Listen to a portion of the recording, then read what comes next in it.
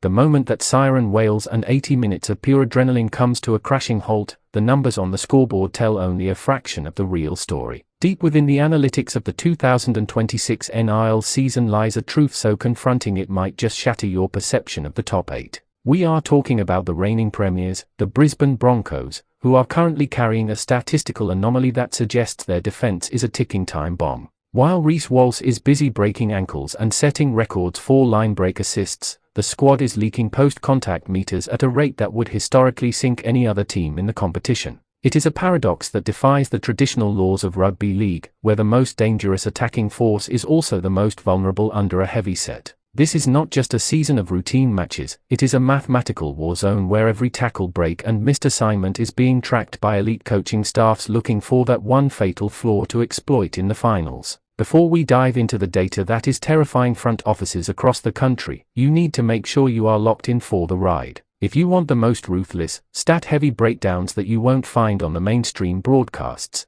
hit that subscribe button right now. We are the only ones digging this deep into the 2026 archives. This is All Sports Updates, and we are about to pull back the curtain on the league. Starting with the Penrith Panthers, their legendary system is facing its greatest test yet as they transition into a post-dynasty era without the same veteran depth. Their strength remains their suffocating territorial game, leading the league in kick meters thanks to Nathan Cleary's surgical precision, but the cracks are appearing in their third stint energy. Statistically, the Panthers are losing the battle in the final 20 minutes of games, a crazy stat considering they used to own the clutch moments. Their weakness is a newfound reliance on young talent that hasn't yet mastered the Panther Wall discipline, leading to a spike in uncharacteristic penalties. Meanwhile, the Melbourne Storm continue to defy logic, with Harry Grant leading the competition in dumber half runs and creative play. Their strength is their clinical efficiency in the red zone, boasting a conversion rate of nearly 40% from inside the 20. However, their weakness lies in their aging forward pack, which is currently ranked near the bottom for secondary efforts and offloads.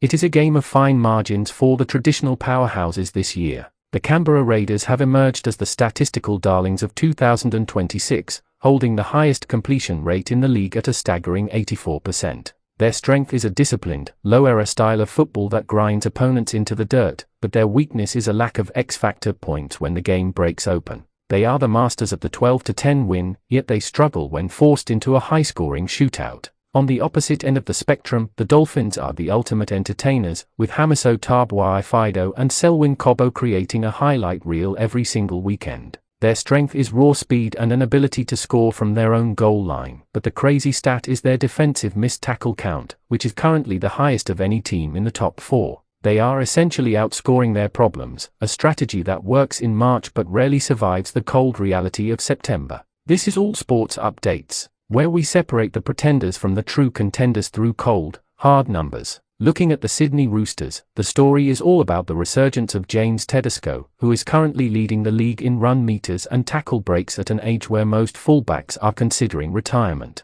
Their strength is their power running game, particularly through their back 5 who start every set with dominant carries that put the opposition on the back foot. However, their weakness is a lack of cohesion in the halves, leading to the highest number of intercepted passes in the competition. It is a high-risk, high-reward system that can look like a Premiership winning machine one week and a disorganized mess the next. Then you have the Canterbury Bulldogs, who have finally built the defensive grit Ciraldo demanded. Their strength is their line speed, which has forced more errors from opponents than any other side in 2026. Their weakness remains their offensive output, often struggling to find the final pass despite dominating field position. They are a team built on heart, but they need more clinical execution to reach the summit. The Cronulla Sharks are currently sitting on a crazy stat involving their set starts. They lead the NRL in 7 tackle sets earned, showcasing a brilliant tactical kicking game that traps fullbacks in goal. Their strength is this territorial dominance and the playmaking of Nicho Hynes, who remains the league's most prolific point scorer. But their weakness is a recurring inability to win against the other top 4 sides, a psychological hurdle that the stats show is rooted in their poor completion rates during high-pressure games.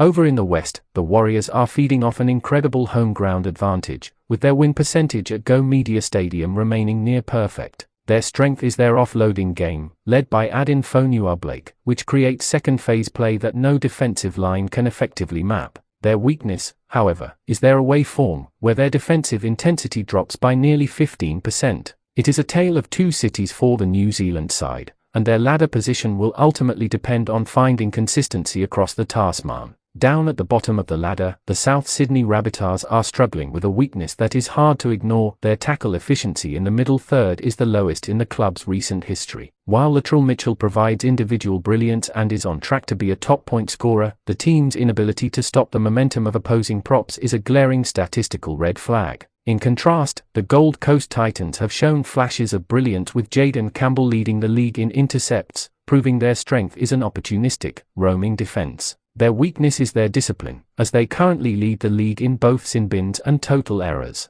It is impossible to build a winning season when you are constantly playing with 12 men or handing the ball back on the second tackle. The North Queensland Cowboys are also in a precarious position, with stats showing they have the worst defensive record in the final 10 minutes of the first half, often letting leads slip just before the break. The St. George Illawarra Dragons and the West Tigers are both deep in rebuild mode, and the numbers reflect a painful journey. The Dragons' strength is their gritty forward pack, which is surprisingly ranked in the top 5 for post-contact meters, but their weakness is a lack of creative spark, resulting in the fewest line breaks in the NRL. They can get up the field, but they don't know what to do once they arrive. The Tigers have improved their depth significantly, but their crazy stat is their reliance on rookie playmakers who, while exciting, are currently leading the league in forced passes and unsuccessful attacking kicks. It is a season of growth for the Tigers, but the stats suggest they are still a year away from being a genuine finals threat. Every team has a blueprint, but as we have seen, the numbers often expose the flaws that the naked eye misses during the chaos of a live game.